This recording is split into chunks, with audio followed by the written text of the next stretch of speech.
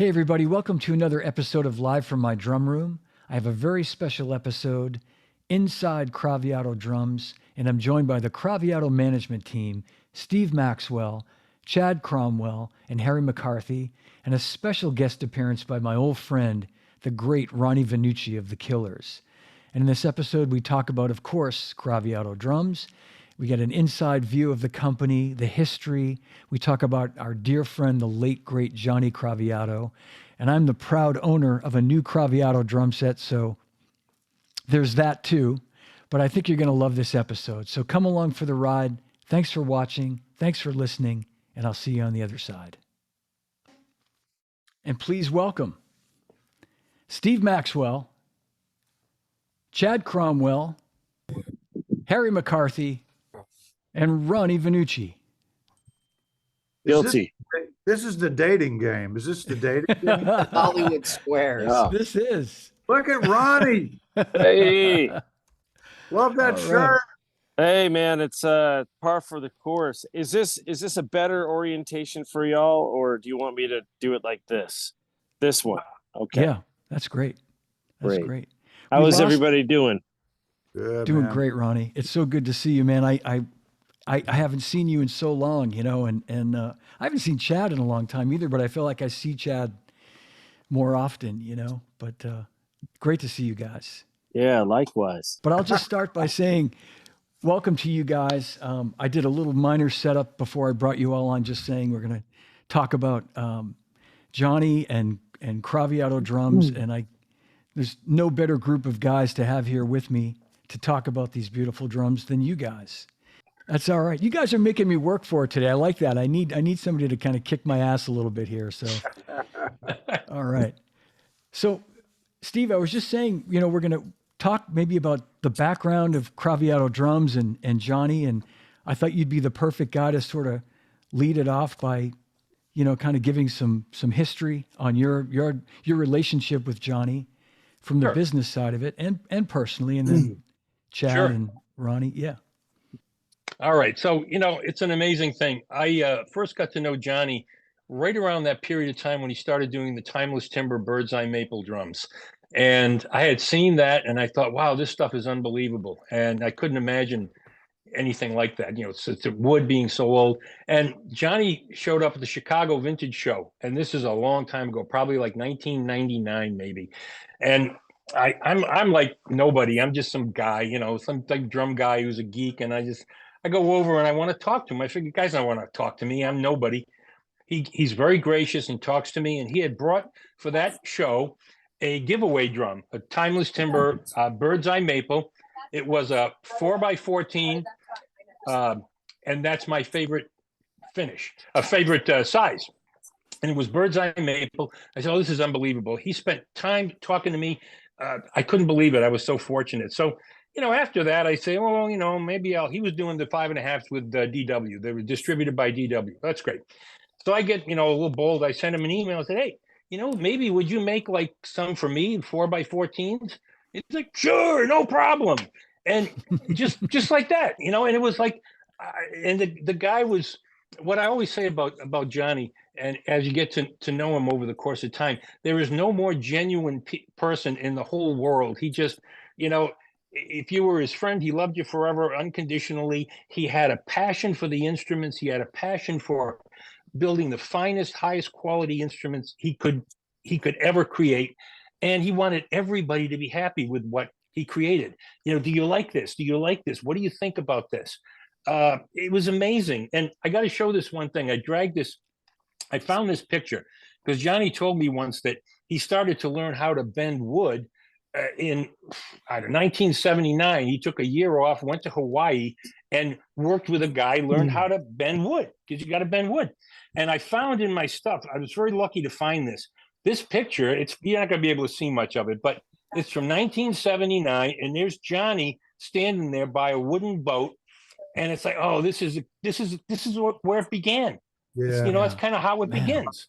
That's great. So I'm going to see if I can get this picture AI enhanced, another copy, so that we could make it, something we can post, because it's so faded. But I mean, the guy's amazing. And over the course of time, my relationship with him, he would do special little one-offs for me.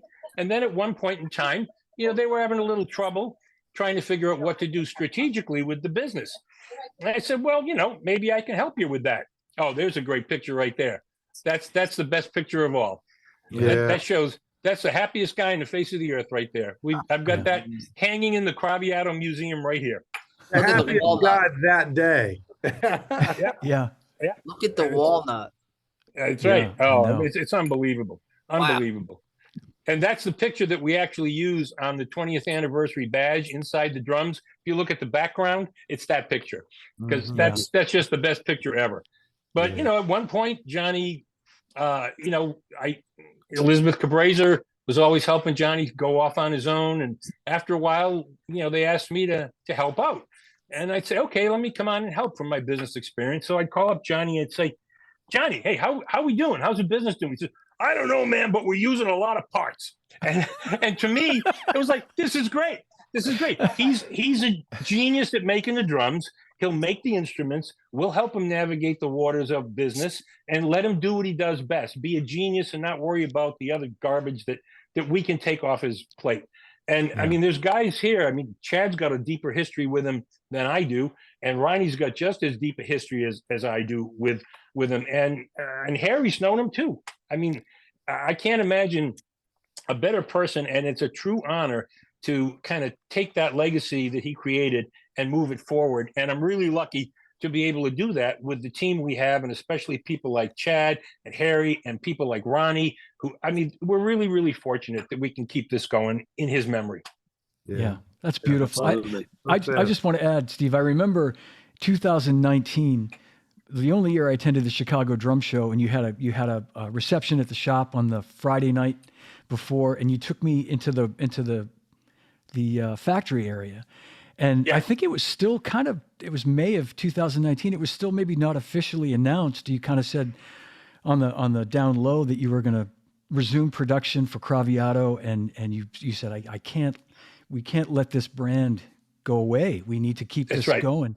And I thought that was so beautiful. And at the time, honestly, I thought like, man, I gotta get one of these drum sets, or at least get a snare drum. And anyway, that part of it is important to talk about. When Johnny passed, he had been at the Chicago Drum Show that year.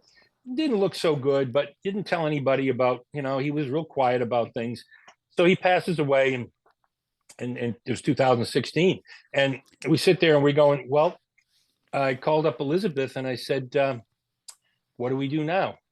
And between the both of us, we said, well, we just keep plugging. That's what Johnny would want. And of course, you can imagine the easiest thing to do would be to say, okay, look, it was a good run.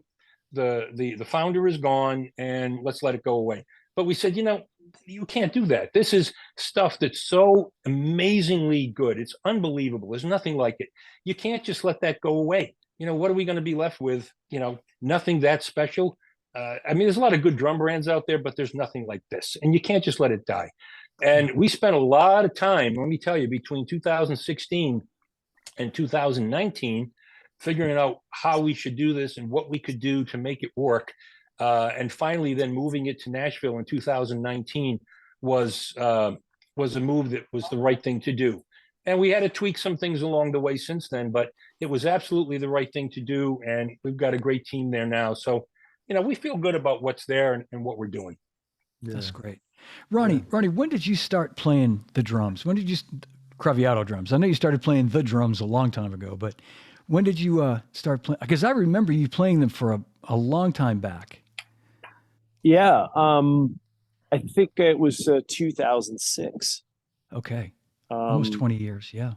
Yeah. So we were making our second record, and somehow I found out about a Timeless Timber snare drum, and I just called Craviotto. I was in London, so I was an early call, and Johnny picked up the phone. I said, "Hi, my name's Ronnie Vannucci. I play in a band, and I play drums, and I would love to purchase a snare drum or two from you." And he goes, "What did you say your name was?" I was like, It's Ronnie who? I said, Ronnie Vannucci. He goes, "You're not going to believe this." I said, "What?" He goes, "Yeah, I've got your picture on my desk right now." And I'm like, What? I said, "What does this mean? What are you talking about?" And I didn't know this at the time, and I guess I got the cover of some drum magazine, and it was either I don't know which one it was, but it was just sort of like, it was just this serendipitous moment where he and I were on this frequency from moment one, day one, and that started a very beautiful relationship. And I got two drums from him, and I still have them. I still use them, and they're like some of the best drums I've ever played. I'm not worthy of playing these drums, especially those drums. And it just at that time I was a Ludwig artist, Right. and Ludwig had done a couple solid shell drums. I think they did a run with Cooperman. Cooperman made an anniversary drum, and it was great, but it was no Craviotto. It was it's a great drum. I still have it, but we became fast friends, and he just said, "Hey, why don't I make you a drum set? What are your sizes?" And I had a great relationship with Ludwig, and I didn't want to piss anybody off so early in my career, and I was a little hesitant. I didn't want to dive into something I was unfamiliar with at the time. Johnny had just started making bass drums and toms out of this solid shell material, so it was sort of unprecedented. It wasn't really figured out yet. He goes, "Let me make you a drum set. Give me your sizes." And wow, okay. And that of course took a long time, and somehow I found through I don't remember who, I might have got it through you, Steve, but I got the first walnut kit made that was for sale, and I decided that's right. Yep, that was for me. And so before he made me a drum set, and unbeknownst to him, I purchased this walnut kit just so he wouldn't have to build a whole drum set, only for me to be like, no, I'd rather put my, I would rather pay for something and not have the weird, awkward moment of saying no thanks. And little did I know, I mean, I picked up those drums, and it was like nothing I've ever played before. Nothing on earth was like, I was just like, and then of course, when he made me this maple kit, with the sizes I was playing, it was just a game changer. It was a very easy letter to write to Ludwig, and it was a very wonderful exchange. And I still have a great relationship with Todd, who I think still works at Ludwig. But he was just like, "Hey, I get it. It's apples and oranges. We don't make these kinds of drums. That's what your ear is telling you to play. Then, hey man, go. Let's be friends, and more power to you." And so, that was sort of the genesis, the beginning of my relationship with Craviotto Drums. And then, of course, as years went on, and it didn't take long at all, but Johnny and I got pretty close pretty quick, and things got deep, and it was a lovely, lovely friendship. Of course, I was devastated like everyone, when a surprise call came from Nathaniel, called me in Seattle. But I'm so thrilled and very lucky that there's people like you guys that are keeping it alive and thriving, and making it available for players like me to sound better than I actually am because of these drums. So thank you.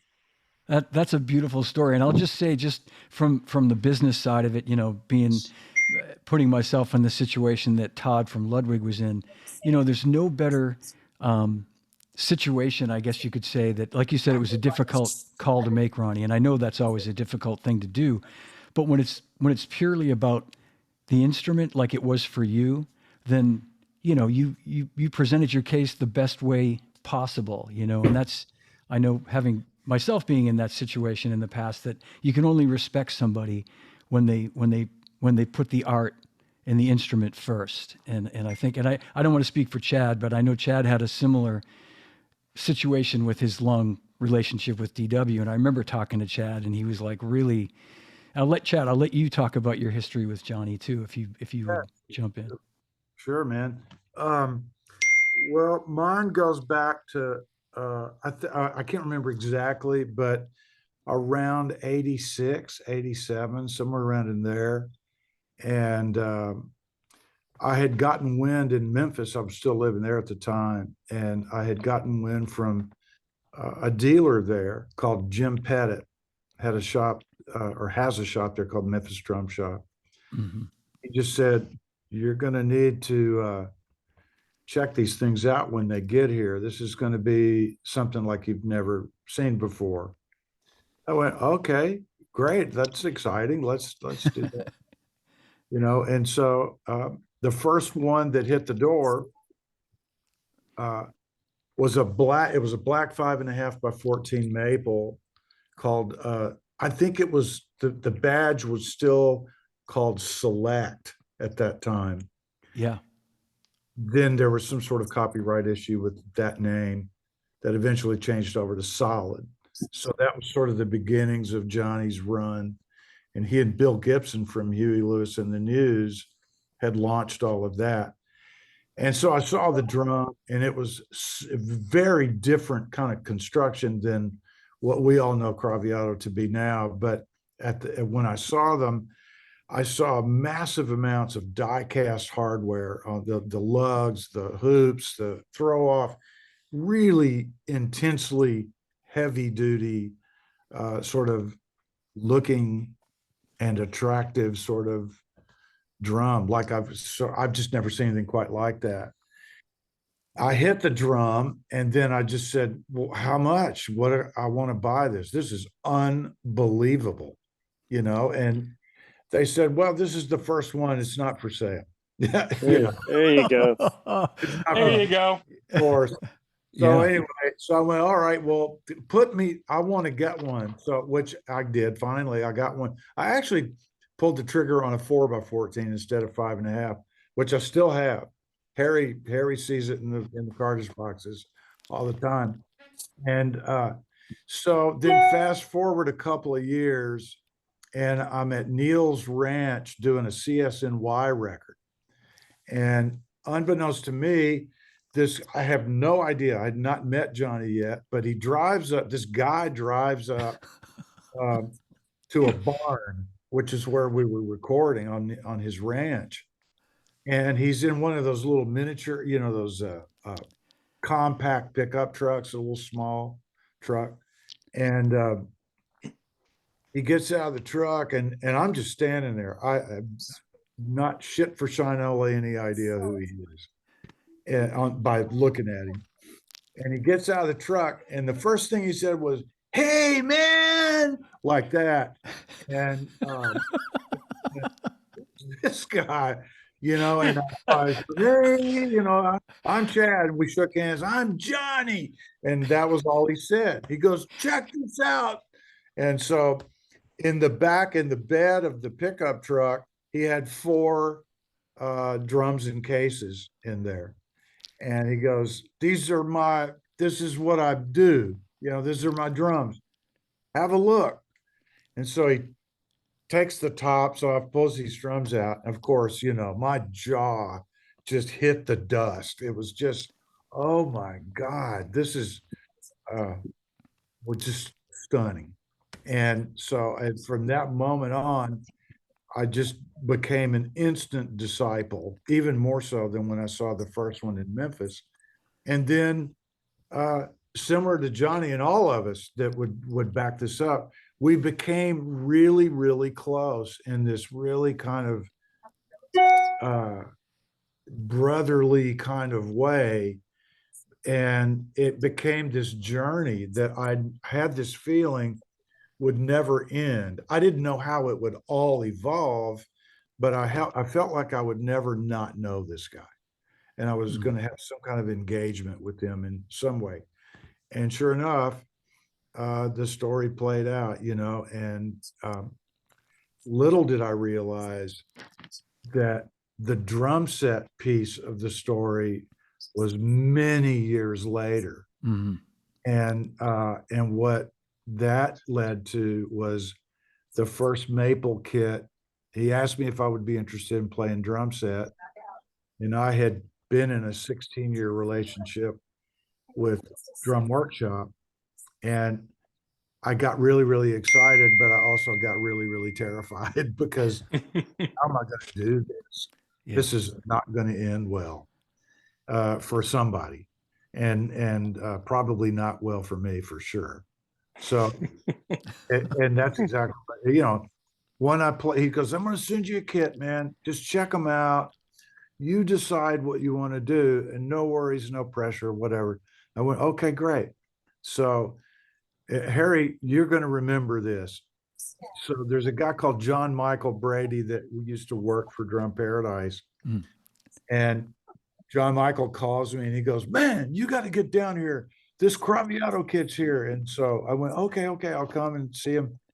I played him. And of course, that was it. As the second I played the drums, everything resonated through all my limbs and heart and soul. Is like, this is the shit, and so I had to deal with the uncomfortable part of letting go of Drum Workshop. But that particular drum set was significant because the guy that called me to say, "You got to get down here and see these," begged me to let him have them. Yeah. He goes, "Man, what is it going to take? I got to have this kid. I got to have this kid." So I went, "Okay, man, they're yours. I'll call John and we'll start another one, figure it all out later. But these are yours." And so anyway, he got them, and the rest is history, really. It just became this amazing trip that we're on together. And losing him was really, really hard in ways that I didn't really understand at the time, because I didn't know his personal life that well. I wasn't privy to lots of the inside parts of his life. I was only connected to him by the way we interacted about drums and the furtherance of that. So we got, I don't know, it just I kind of lost my way for a little while, and then thank God I found myself back at home, thanks to Steve, who managed to keep that door open the whole time. Mm-hmm. And so I came home. It felt like that. I felt, okay, this is where I belong. No more journeys. This is where I go. So that's, sorry for being long-winded here, but that was kind of the gist of it. And I could not be more proud of these instruments and what they do for people that, frankly, I've never heard one cat say, I'm not really sure I like Craviotto. I've never heard. No. Is anybody else? I mean, I don't think so. No. Yeah. So anyway, Nope. that's kind of that's my story. Can I just make a quick comment that Ronnie is coming to us from his house in Northern California, but it looks like he's at an exotic, like, This is not my house. Oh, it's not. No, I wish this was my house. I'm just somewhere. I'm at a pool. My daughter is and my wife are doing the swimming lessons. Sorry. I got you. Lessons. Okay. Yeah. It's beautiful. It's beautiful. Yeah. Thank you. But Chad, that's a beautiful story. And I remember you going through a lot of those, difficult changes but in the end, like you said, you were home. I remember you saying, "Man, this is where I need to be." And I want to just, on that note, I want to just jump backwards for 1 second. I've got a you YouTube video of Ronnie doing a little drum solo, and unfortunately, I can't find a way to play the video and the audio. So I'm going to play the audio. Oh 'cause man, the audio's killer, and we want to hear the sound of those drums anyway. you mean only half my prayers were answered that wouldn't be able to be shown. No, Ronnie, come on, man. Great. This is the drummer of the Killers killing it. I couldn't resist. But what I will do is I'll put the link in the show notes so people can watch the actual video. But this is great. I found this today, and Apologies in advance. Oh, no way. No way, Ronnie. Yeah, I love the way you play, man. Ambassador Ronnie Vannucci Jr., did you bring your dancing shoes tonight? You guys are hearing that, right? Yep, got it.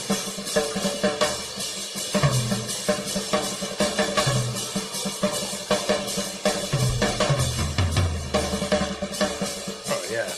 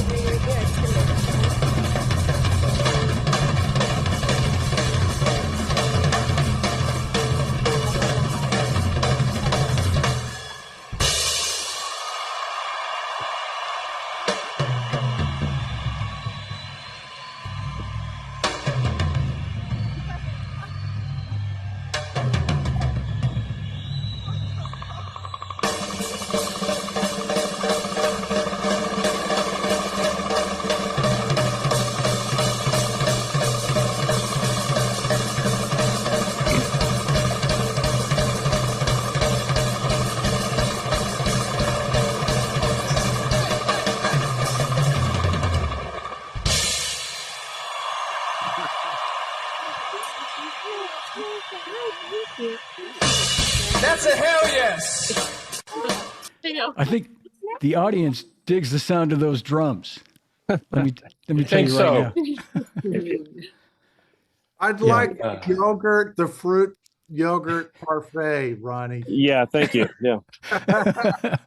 No, thanks for indulging me, Ronnie. I wanted to play that because I think it's such a great, it's a great example of how great the drums sound live, in a Oh, live yeah. scene. Beautiful. I think those are black dots. I mean, I think that was at least 10 years ago. So I think I was trying my hand at some black dots. They sound So great. they even sound great with like a really heavy head with a controlled sound out on them. So Yeah. it's not a lot that keeps those down. Yeah. Yeah, and just 6-stroke rolls just right up the yin yang. That's all I hear. That's all right. That's all right. Nothing wrong My with that, hands buddy. are hurting. That last 16 bars or whatever, that steady, I was just going, Jesus, my hands are killing me. There you go. Marching band paid off. The only time it's ever paid off. Oh, there we go. And that's the current setup. Yeah, that's- yeah. Cool. Yeah. Nice. Maybe you Oh, could just thanks. take us through the kit really quickly, Ronnie. Just the Yeah. These are maple 30-degree bearing edges, I believe. Yeah, I think they are. And it is a rack tom, a 9x13, a 16x16, and 16x18 with a 10x7 little floater to the left.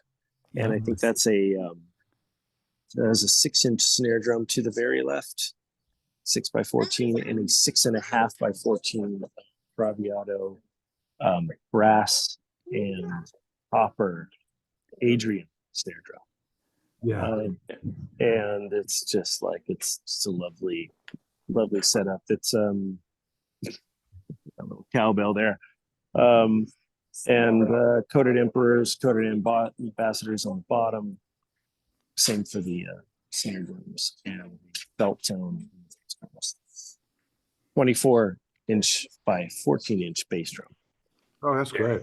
Look at that. Yeah. Look at that. Sexy. Yeah. Yeah, Very you sexy. know, That's a killer paint job. that's It is. Yeah, beautiful, the finish man. is great. Yeah, So it's beautiful. The story with that finish, and my daughter's right next to me right now. It's lunchtime over here.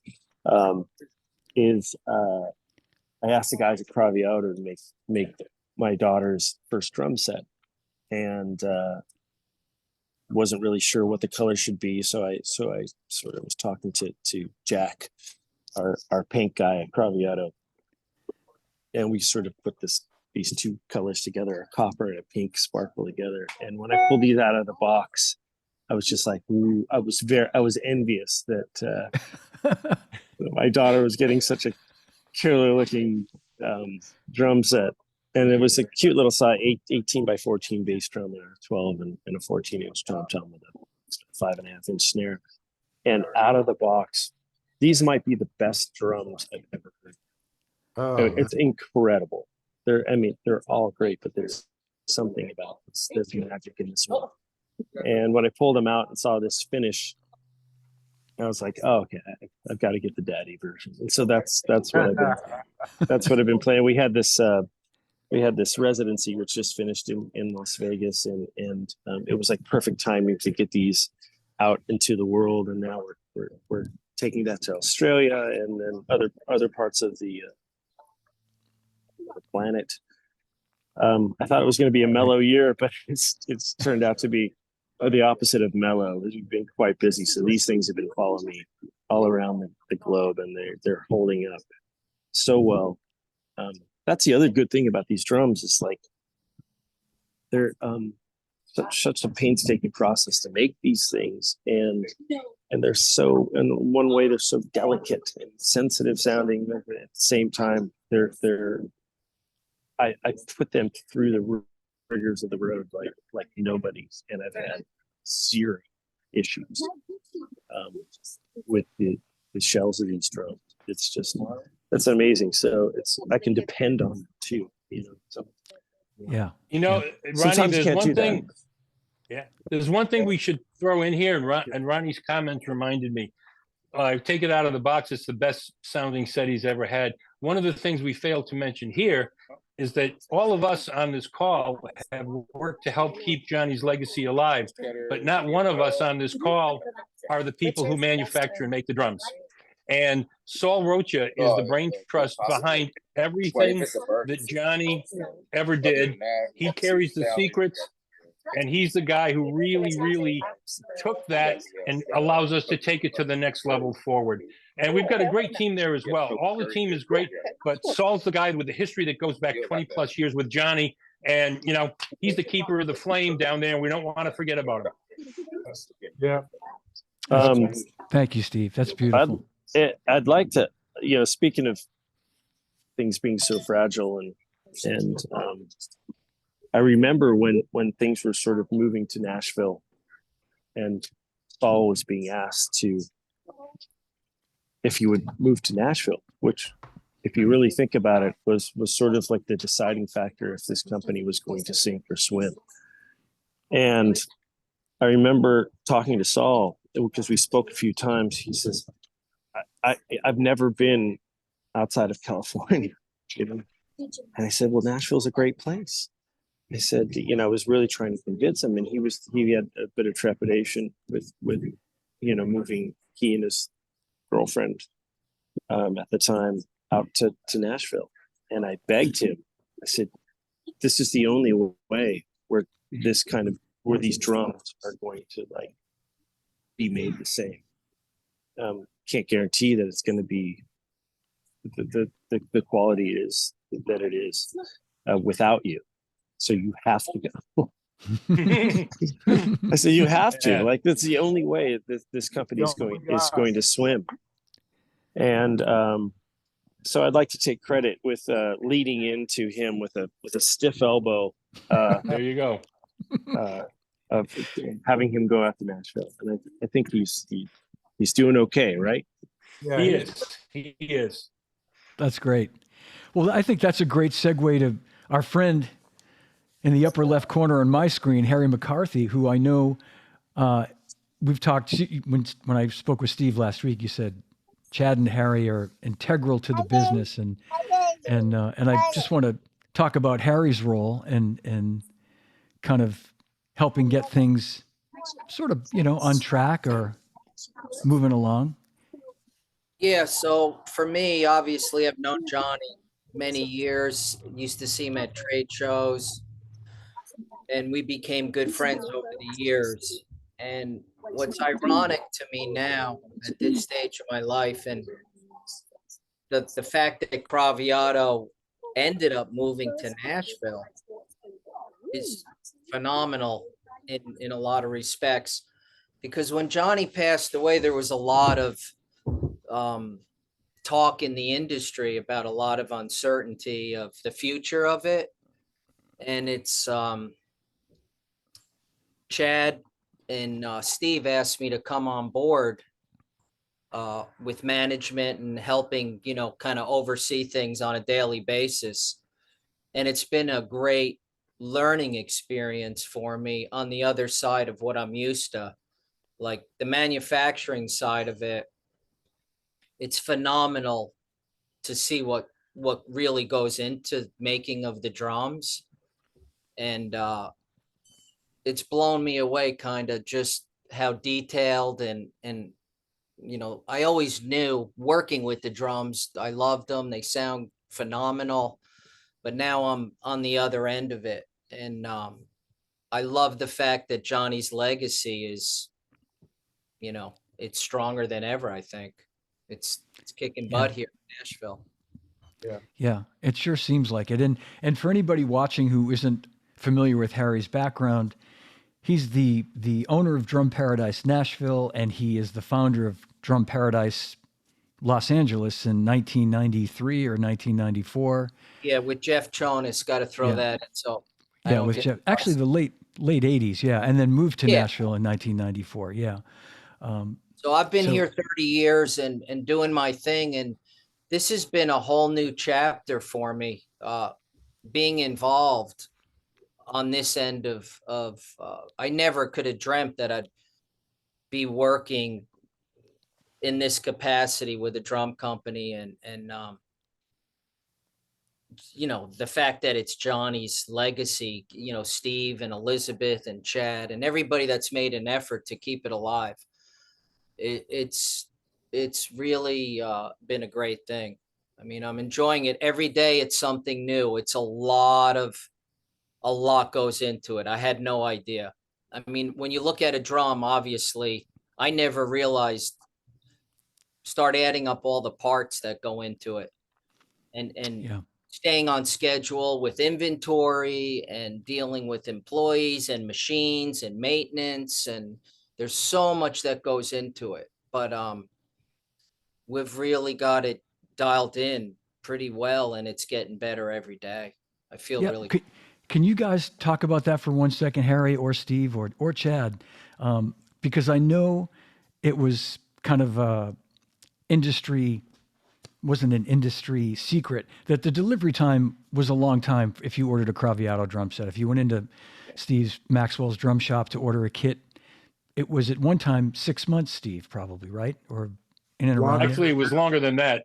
Yeah, Longer than at one point we had delivery times that were pushing a year, and you go, well, you can't order a Sonar SQ2 kit and not get it in less than 18 months. But the problem is, that's just not a good window. And what we had to do over the course of time, once we got the operation moved to Nashville in 2019, of course, then we got stuck with being closed for 2.5 months and for COVID in 2020 and on and on and on. But once we got to a certain point there, especially in the last 18 to 24 months, with help from Chad and Harry and myself, we basically said, we've got to dial things in differently. We've made process changes, procedural changes, so that we can trim things down. We've gone to what seems like it should be a fairly standard thing, but it doesn't always happen. Standing quarterly orders for certain kinds of parts, raw materials, etc., so that we can minimize everywhere that we possibly can control it, those types of issues. We still have the issue that says this is not like building a drum set in XYZ drum company. Get some plies of wood, roll them on a machine, throw a wrap on them, and drill them and out the door. You've got to soak the wood. So there's the time it takes to soak the wood. Each species takes more time than the other, depending on it. It has to then absorb enough water so that we can bend it. If it bends, it's got to dry in the summer. it takes way longer to dry because we've got humidity and 100-degree temperatures. So you've got to look at all this. And I showed some people who came through on a tour when we were down there for the Nashville show, what it's like. And at that time, Jonah and Walker were bending at that moment. And I brought some people back and I said, you're going to see something you are never going to see in any other drum company ever. And they take the board out of what looks like a bakery rack that's got the steamer in it. They bring it over to this huge mold. There's two guys wrestling that board around because you got 2.5 minutes to do it before the board is too dry to bend and it cracks. They get it into that mold. They're closing it up, got these huge clamps that lock it down and slide it off and go and store it and let it dry. You're never going to see that anyplace else again. This is true old world craftsmanship. Wow. And our goal now, we've gotten to the point where, and this is one of the things I talked about before, we had a limited number of dealers, because if you sign a bunch of dealers, but you take 12 months to deliver, you can't sell them any stock. Now, in the last 18 months, we've passed that point where we're filling the dealer back orders. The lead time on kits for standard species is maybe around 4 months, maybe 5, but we've also got drums built for stock. So now we can go out, add additional dealers for distribution, and offer them product right now. So with all that in mind, the next things we need to do are to say, okay, this is working well. Then what do we also do? Because some of our equipment, our lathes go back to the early 1900s, came out of shipyards, and they've been repurposed for us. That's fine. But, down the line, if one of those lathes breaks, you have to get a part made. You can't go buy one anywhere. So when you start looking at all of these things, it says we're doing okay now. Now, what do we need to make sure we can maintain this level in the future and grow it? And we'll need to upgrade some things with machinery and the like. And we're working methodically through that. But I'm proud of everybody. Chad and Harry have been hugely helpful to me in managing this, because I'm up here in Illinois and got other businesses I've got to run as well. And the team down there has been doing a great job building and paying attention to quality. And, I think we're on the right track, and I feel really good about the future. That's great. That's great. And Chad, you wear a couple of hats in the company.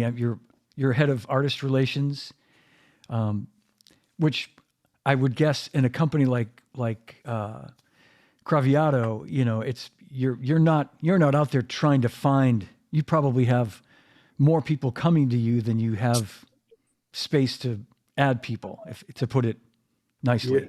Well, yeah, I mean, they're most drummers want the luxury and privilege of playing Craviotto drums, but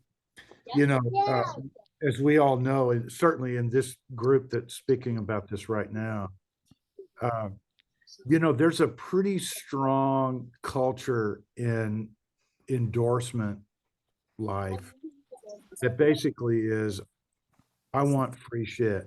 I want free shit all the time. Yeah. What can you do for me? What can you do for me? Blah, blah, blah, blah, blah. Okay. Which is, I understand that, because we all work really, really, really hard as drummers to get in a place where in our careers where we actually get some help from manufacturers of instruments. But I think what it really boils down to with Craviotto, and like I said, we can all agree to this. I believe that the way it really works is, if we invest in you, you invest in us.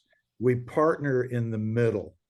That's where it's supposed to live, right? And occasionally, of course, there are special circumstances where you give the love. You've got to do that, particularly with your guys that are really out there making a difference. So I think that there's never a problem finding people that want to play Craviotto.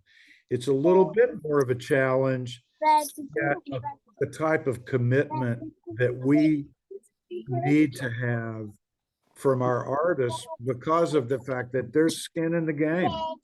Yeah. We're a small company, and we're very, very intensive labor oriented to build these things, and to build them out and maintain the quality. And it's extremely expensive to pull that off. So we're not a volume-based business. We're a, we're a Ferrari or we're a McLaren of the drum world. That's what it is. So I don't think McLaren give too many cars away. Maybe, but that but I don't think it's a habit. So I don't know if I'm answering the question, Johnny, but it really is, as an artist guy trying to help these cats. It's like an education thing. It's like, okay, well, first of all, do you want to, you need to play a Craviotto drum before you know you need to have one. Once you play one, you're going to know that you need to have one. And then the next question is going to be, how many snare drums do you have? Well, I've got 15 snare drums. Okay, well, why don't you sell 6 of those 15 and buy a Craviotto? And then once you buy the Craviotto, you're probably going to sell the majority of the rest of what you've got to get more Craviottos. Yeah. So it's just it's like a gentle sort of encouragement to get, like, put a toe in the water, then go a little bit deeper, get a little bit deeper. And Johnny, you know this. I mean, this is your first kit. Yeah. And so you've played them before, you know what they are, but it takes a minute to really wrap your head around the justification for having Craviotto drums. There's a commitment to that. Yeah. Yep. I think it's well said, Chad. Yeah. I don't believe so. Yeah. And, and I agree. And I think you hit the nail on the head. I think drummers have to really just be so turned on by the product, and they are. And I think that speaks volumes, because you've got people that, are waiting months to get these drums. They're the premium price. Because, they are the best drums in the world, made out of wood.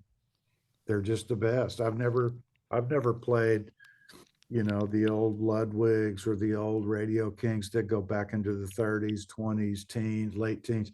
Those are really nice drums, to be fair, but they're not Craviottos. They're just not. Yeah. And yeah. I mean, ask any of us, ask anybody that owns a Craviotto, they're going to tell you the same thing. Yeah. I just want to share with the rest of the guys, and about a year ago, when Harry was on the vineyard staying at Rick Murata's place, and we had a conference call, the three of us, and we were just talking about the drums. And I knew there had been, at one time, there was a kit that you offered called the Diamond Series, which was a ply kit that was meant to be like a mid-level, mid-price type of kit. Right. And Chad, I remember Chad and Harry too, but Chad, you kind of laid it down and you said, man, you gotta be willing to just, you gotta love these drums and understand that this is what it costs to make them. And that's, it can't be about making them less expensive, making them cheaper, making them this way. And I totally got it, man. I totally got the whole philosophy of why they're so special. Yeah. Well, and John, to talk to your comment, it's a good point to bring up, because when we did the Diamond Series, the thought was, well, if we can do something like this and the shell is differentiated enough, even though it's plywood, then perhaps you have a way to introduce the Craviotto name to a tier of customer who maybe later on becomes your actual Craviotto client for the solid shell. And we thought about that, and those kits were fine. They were good kits, but at the end of the day, there's 9 million people out there making plywood drum sets. We don't need to make another plywood drum set. Our space is solid shell drums. Johnny built the finest drums in the world, and that's what we do. And we said, you got to try different things. If it works, great. If it doesn't work, you finally say, this is not us. This is not what we are or who we are. That needs to go by the wayside, and we move forward. Yeah. And that's what we did. Said, no, our business is solid shell drums. This is our legacy. This is what we do. That's great. I just want to share a personal. So fast forward a year later, this past summer, spending time with my buddy Harry again on the vineyard. He's staying at Rick's, and we're hanging at the beach one day, and we're just talking casually about the drums. And I said, you know, man, I've always thought about getting one of these drum sets. I'm really, really thinking about it. And if you want to talk about a soft sell, he's just sort of reeling me in. He's just going, Johnny, man, they're unbelievable, man. Talk to Chad. He'll tell you they're amazing. Call Chad, I'll hook you up. Yeah, but Yeah. he's not hard selling me at all. He's letting me sell myself, right? So we're talking about him, and anyway, I forget where we sort of landed on the whole thing, but about a week later, I got on a phone call with Harry and Chad, and I said, guys, I'm ready to do this. And I told Chad what I was looking for sizes, and he said, those are the sizes, brother. You know, you're going to go for like the classic sizes, 14 by 22, 9 by 13, 16, 16. And the funny thing, Chad, I told my wife this when you said, I said, what about the snare? I'm thinking like a 5 by 14. You said, yeah, that's a great first snare to get because you're going to want more. You're like, that's a good one to start with. But believe me, you're going to want more snare drums once you get this. And I'm like, he's right. He's right.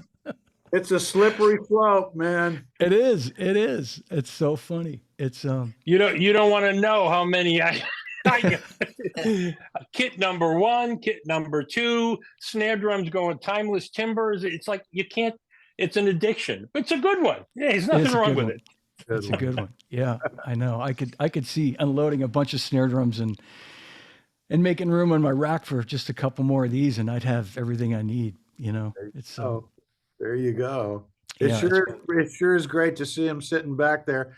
And that to me, you know, that maple kit is that to me is gold standard Craviotto. It's just, if you don't have that configuration of maple, then you haven't fully gotten in the water with Johnny yet. And then you build out from there, you know, whatever you Yeah. want to. Yeah. But those maple drums, good Lord, they're good. Yeah.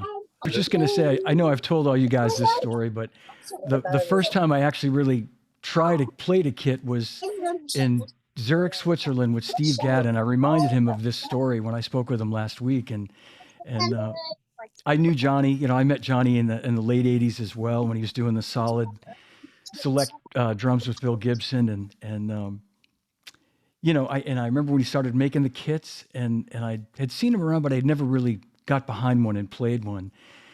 And I just remember the feeling, and you guys all know what I'm talking about. You can relate to this. It's just like hitting the drum and this like explosion that comes off when you hit it. I mean, it really is something. It really is like that's not a made up BS marketing thing. Like you really feel like this kind of thunderous thing when you hit the toms. And Steve got behind the kit, and he was, you know, he's going, man, what are these? Who makes these? And I told him, and he's like, you know, he'd play him a little bit and go, what are they again? Who, you know, he was very curious. And he remembered when I talked to him the other day, he was like, man, wow. All right. Yeah. I don't want to cause any trouble with Steve and his drum company. I'm just saying he was very happy that I got these drums. So Go get him, Chad. I'm working on it. I'm working on Harry. We got to book a couple of flights. yeah, We got some Harry, work to do on the vineyard. Harry knows him. Harry knows Steve real well. So Oh yeah. yeah. Yeah. Hey, fellas, I've got to jump off the call to do dad duties. Yes, sir. There you go, pal. Get him, I Ronnie. understand. But, Ronnie, can we do this again tomorrow and then the next day?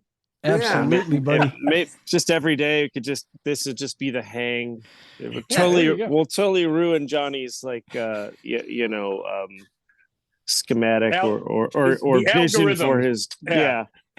Well, we got Screw to up the put algorithm. together a bunch of funny stories one day and do it again. yeah A for lot of funny stories. I man. You got could that think right. of I could think of a few right now. But it was such a great time hanging with you guys and hearing everybody's sort of Genesis stories and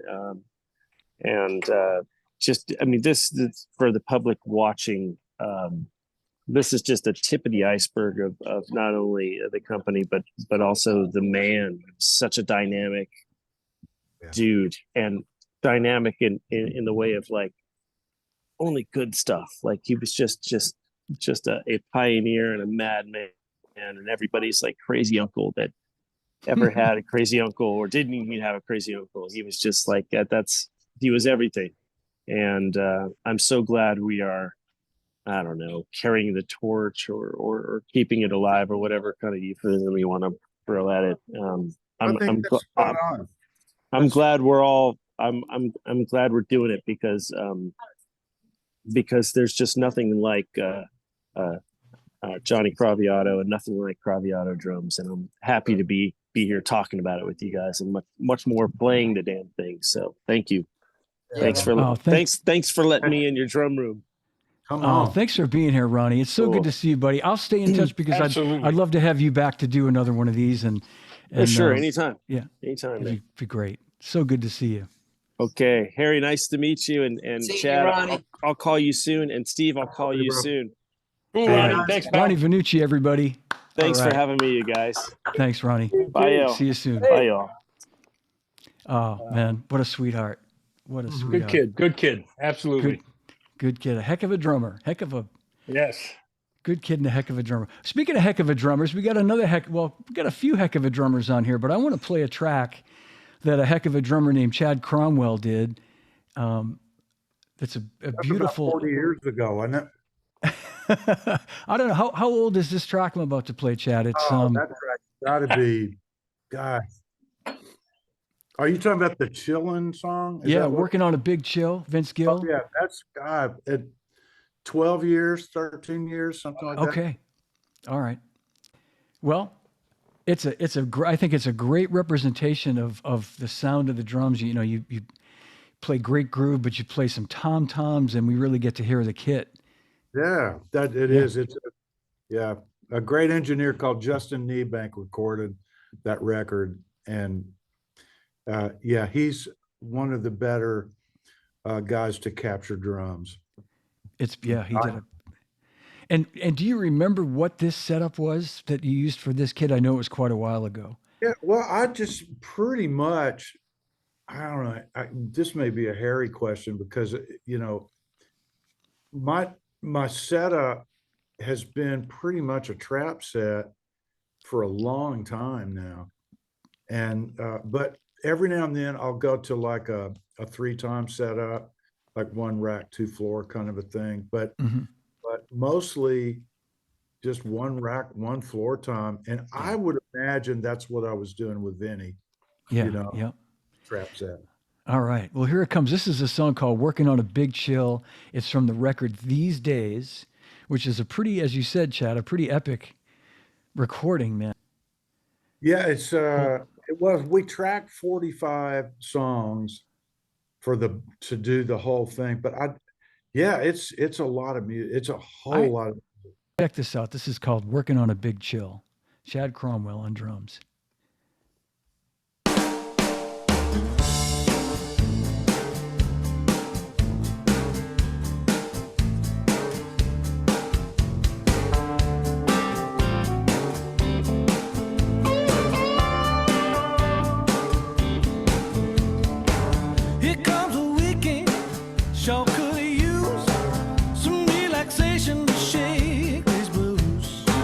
Feel up the cooler with a little good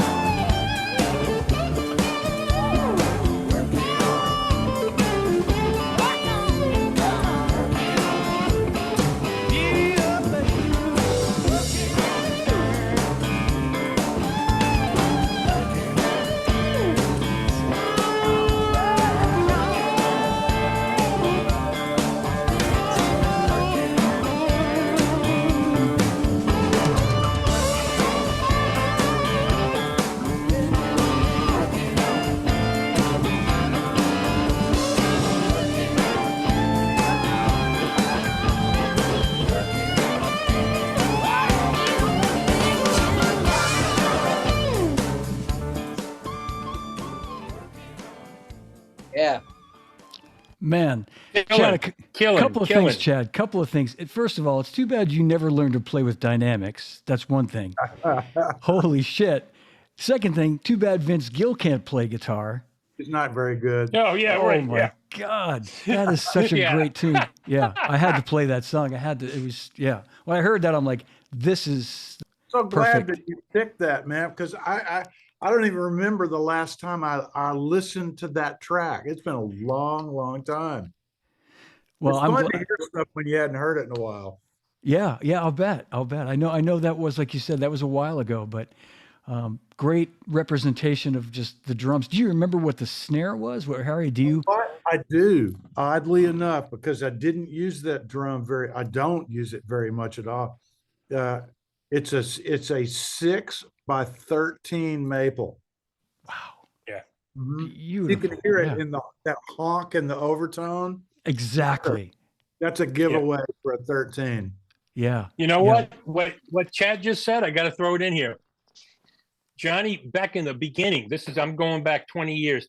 He said, hey, did you ever play 13s? I said, oh, Johnny, I don't like 13s. It's a 30. He said, no. Listen. 7x13. I like, yeah. He said, no. I got to send you it. So he sends me a walnut and a cherry, 7x13. I'm like, oh my God, this is killing. And actually, that's one of Steve Jordan's favorite sizes as well.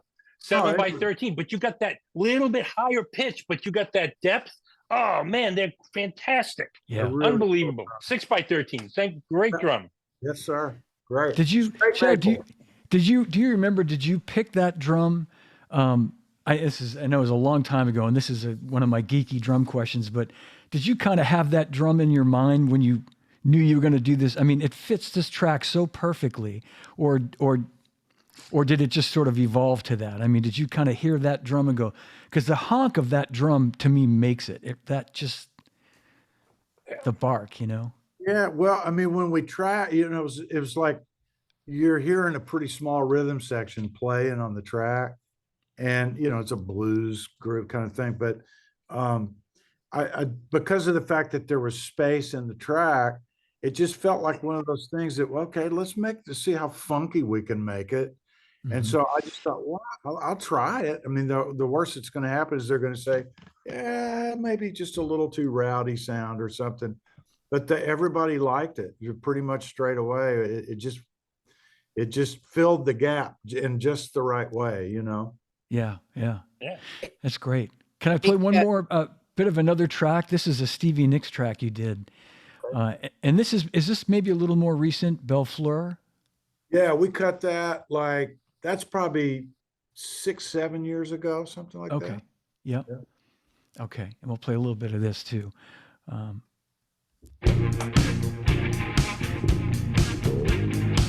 Ooh.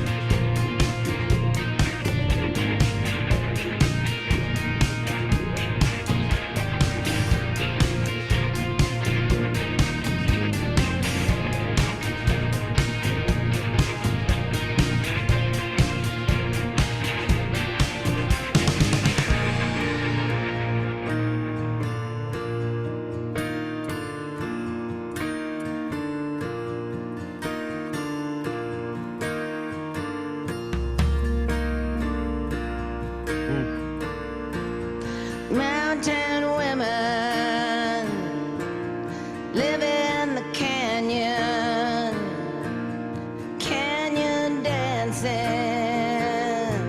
all night long. They form a circle, hand in hand. Are you with me, lady stranger? Voice rings, are you looking for a man? Oh, will you dance with me?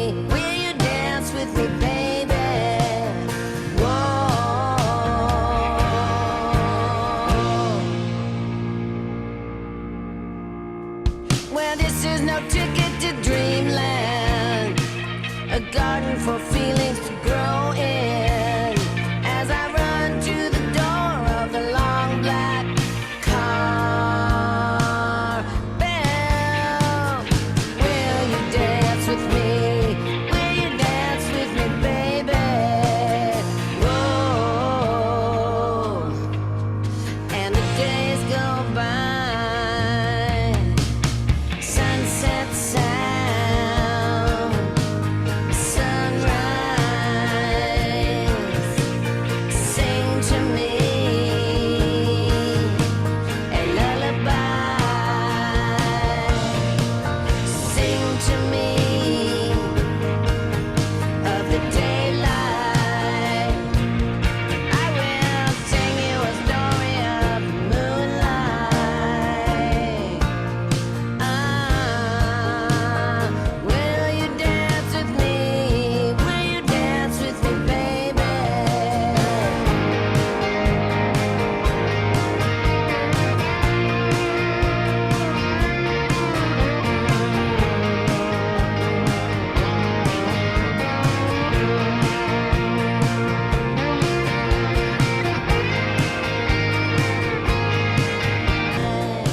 I will sing to you of the nighttime. I will sing you a story. Yeah. Yep.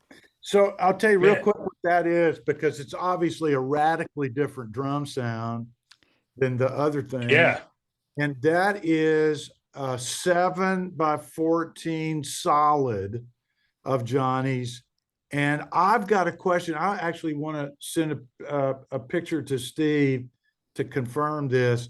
I think it's cherry shell, but I'm not sure. And it is the fattest snare drum. Harry, Yeah. you know what I'm Okay. talking about, right? Yeah, I believe it is Yeah. Cherry. And Chad, was that muffled at all? I mean, did you have a lot of tape on it? A Do you? little bit, just a little bit, because if it sounds like when it was mixed, they might have gated it just a little Yeah. bit to calm down the overtones. But it's that drum, it just thrives at a really low tuning. Yeah. Yeah. Yeah. It sounds just so fat. Yeah. It's amazing. That sounds amazing. It's ridiculous. Perfect for that. Yeah. Yeah. Perfect for that track. I mean, that's what you needed for that, a nice. The kit, the rest of the kit is what you've got right behind you there, Johnny. All right. All right. There you go. Man. I don't know if I said this, if I don't know if I said this on the air, or if I said it when we were in the waiting room before we started, but I had just made a note just to mention what Jim Keltner said about Johnny as a drummer. And I know you guys, we sort of talked about this at the beginning, and I think just to reiterate, that, it must have brought him so much joy to see guys like Chad and Ronnie, and you have so many great drummers on your roster, but as a drummer himself, and a great drummer from what I realize now, I mean, I knew he played it. I mean, Keltner was raving about him as a drummer, but I can only imagine how proud he must have felt knowing he had so many, because I have to think that's the ultimate feeling as a builder, that, as a creator that he is, to know that he had these guys that he respected so much, fellow great drummers, loving his instruments, Yeah. Yeah. It really is the what's ultimate. interesting about that is when you have a relationship with Johnny, we all feel that way about him. And but Johnny has never, I don't recall him ever discussing his own greatness, so to speak. Yeah. It was never That's right. really, it was about the instrument. It was always about the instrument.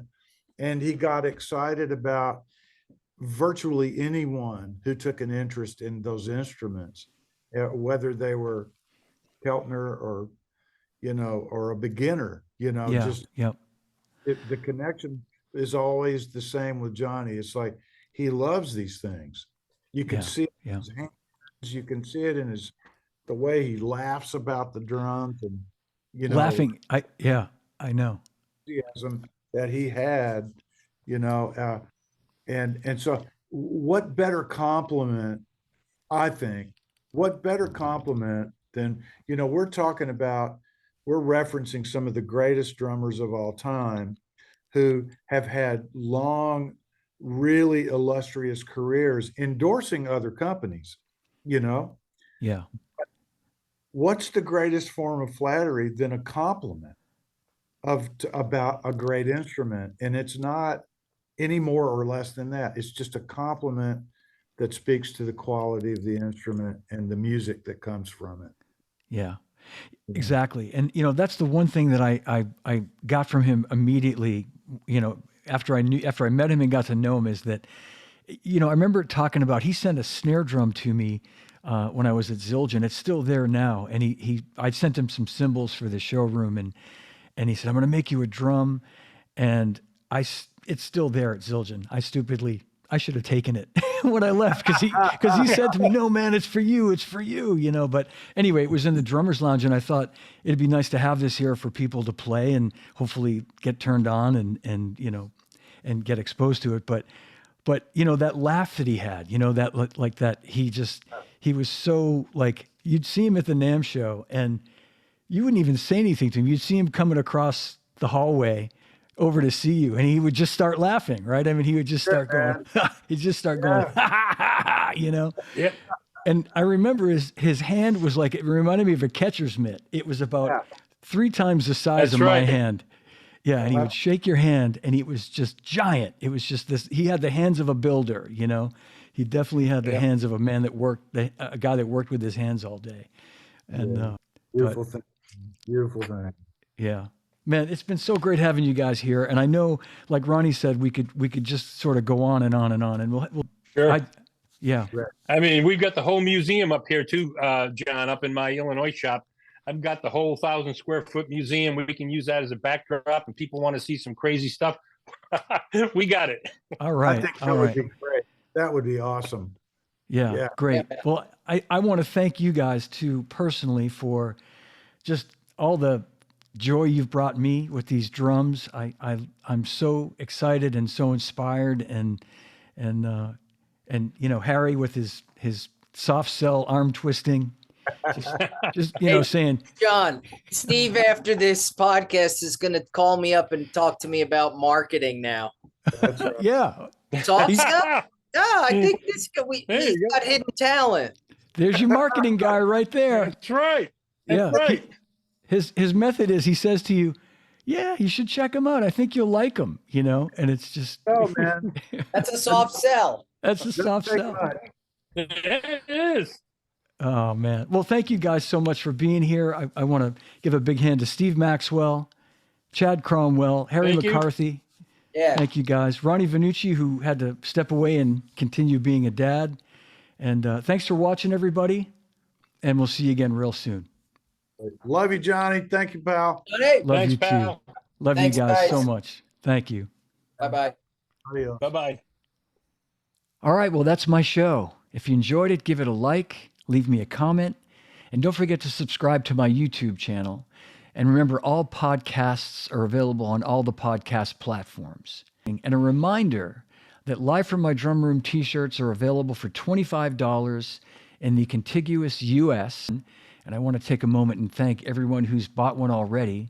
A reminder that 100% of the proceeds go toward a scholarship at the Percussive Arts Society, PAS, and you're supporting a great cause when you buy one of these shirts. So the Venmo information, if you're listening, it's at John-DChristopher-2. You can also email me at livefrommydrumroom@gmail.com. All right, so thanks for watching. Thanks for listening. I really appreciate it. Remember, no drummers are harmed on any show.